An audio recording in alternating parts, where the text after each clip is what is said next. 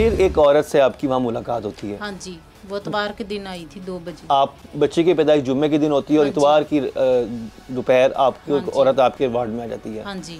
आपके अलावा और भी वहाँ पे खवातीन थी इनको बच्चे? हाँ जी, सब थी, इधर उधर भी थी, वो इधर उधर के बच्चे भी देखती थी, पकड़ती भी थी। वो क्या कह रही थी वो कि मैं यहाँ पे क्यों हूँ? वो कह रही थी कि मेरा प्रेगनेंसी का ऑपरेशन है सुबह को 9 बजे, तो मैं सुबह को चली जाना, मेरा बीपी हाई है, इसलिए मैं कभी इधर चली जाती हूँ, मुझे जूस वगैरह का बोला है उसने, डॉक्टर ने। तो उसने कोई बेड लिया हुआ था जिसपे वो थी या नहीं, बस? वो हमारे पास नहीं थी, वो कहती थी कि मैं दूसरे रूम में हूँ। जो खातून थी जिनका बच्चा था, उनकी वालदा को वो लेके यहाँ से जाती हैं। वालदा को उसने कहा ना कि ये बच्चा जो है ना वो रात तकलीफ में रहा, शायद इसके को पेट में दर्द है, तो इसकी वो मेडिसिन तो वो बच्चे को यहाँ से उठा के कहाँ गए फिर? बच्चे को उसने उठाया खुद और उसकी नानी से उसने कहा कि आप ये चार्ट पकड़ ले, आप ज़ईफ़ा हैं, बच्चे को मैं पकड़ लेती हूँ, लेके फिर ये यहाँ से निकली है। हम उस रास्ते पे चलते हैं जहाँ पर वो इस गायनी वार्ड से बच्चों को अगवा करके आगे की तरफ गई। हादसा किस तरफ जा रहा था? ये बाहर को निकलता है, ये सर्जिकल एमर्ज की तरफ, ओपीडी की तरफ, ये उधर जाएगा, ये इधर से वो लेफ्ट हुए हैं।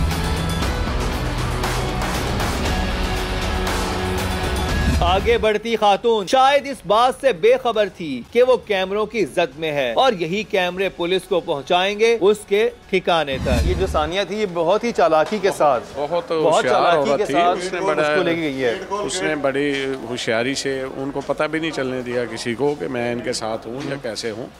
और वो जो बच्चे की नानी थी उसको तो उसने फुल इत्मीनान में लिया हुआ था। जाहिर बात है, जो खातून रात के टाइम आपके बच्चे के पैम्पर भी चेंज कर रही हो, ख्याल भी कर रही हो, और फिर ये भी और इतने अच्छे दिल का मुजाहरा कर रही हो कि आपके बच्चे की तबीयत ख़राब है, रात को चुप भी करा रही हो उसे रोते में से, और उसको फिर ये भी कह रही हो कि आपके बच्चे की तबीयत ख़राब है तो दवाई लेके आते हैं, दवाई लेके आते हैं, उस पर भी मैं आपकी मदद कर देती हूँ जी। वो तो ऐसा इंसान तो फरिश्ता लग रहा होता है वो, इसीलिए। और यकीन मानिए आज के दौर में कोई इंसान फरिश्ता नहीं है। जो भी आपके साथ कोई इस तरह की अच्छाई कर रहा है, इसका मतलब है उसको कोई ना कोई मफाद है और वो आपको कोई बहुत बड़ा नुकसान पहुंचा सकता है। यहाँ से वो बाहर निकली है, यहाँ से फिर वो गए हैं इस तरफ ओपीडी में, उस तरफ गए हैं, उस तरफ।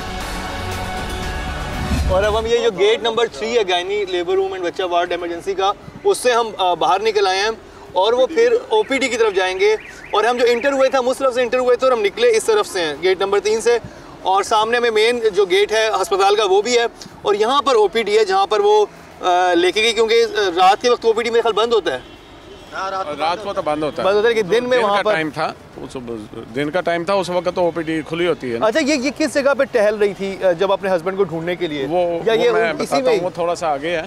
फ़ोन पर पहले उसके साथ उसका रब्ता किया है, फ़ोन पे रब्ता करती रही है। फिर वो पहले हम अंदर चलते हैं ना, ये ओपीडी आ गई है जहाँ पे दिन में बहुत रश होता होगा, अभी तो मेरे ख्याल खाली है। तो इधर काफ़ी रश था।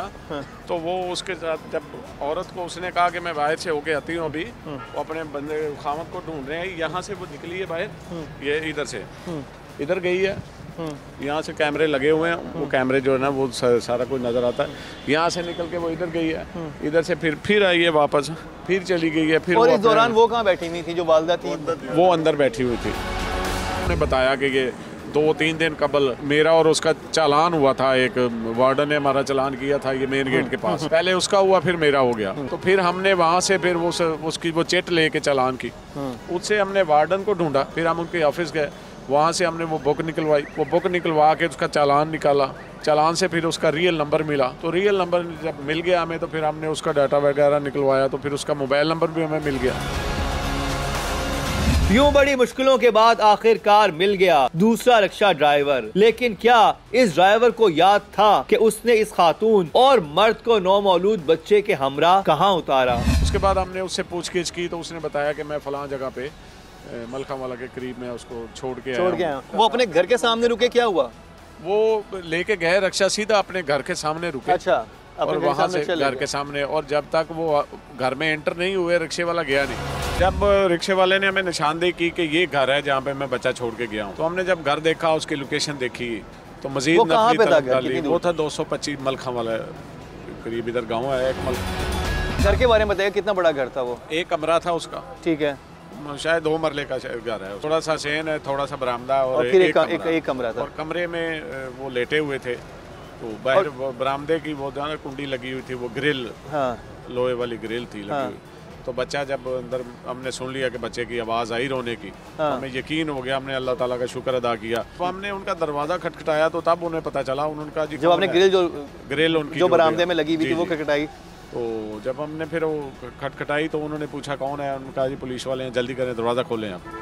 तो उन्होंने थोड़ा सा लहतो लाल से काम लेते रहे दरवाज़ा खोलने में, तो फिर हमने अपने तरीके से वो वाला दरवाज़ा भी खोला, खोल के जब और ये बड़ी इंपॉर्टेंट बात है यहाँ पर, क्योंकि मेरे जब पहले से डिस्कशन हो रहा था तो ये बड़े क्रूशल टाइम था, क्योंकि वो दरवाज़ा नहीं खोल रहे थे, वो उस वक्त उस बच्चे को छुपाने की कोशिश कर रहे थे कि पुलिस आ भी गई है तो हम किसी तरह से उस बच्चे को छुपा लें।